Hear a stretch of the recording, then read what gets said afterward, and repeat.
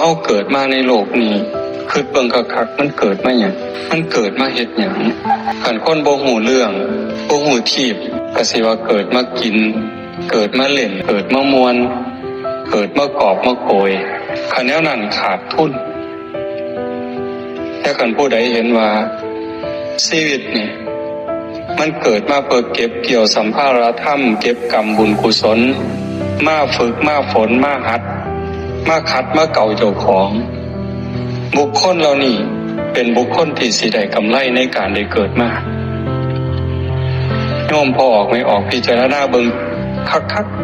ๆเอาเกิดมาโตเป่าๆเสื้อผ้าก็บ่มีพอน้อยเกิดมาโตเป่า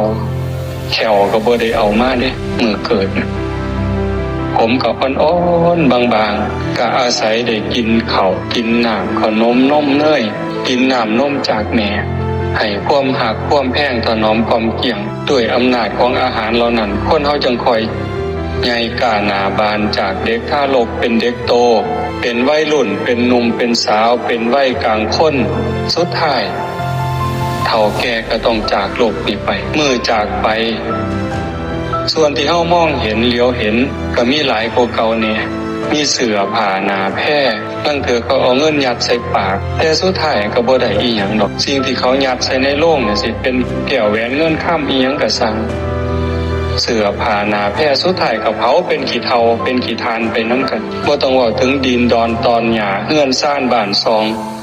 แก้วแหวนเงินข้ามอีหยัง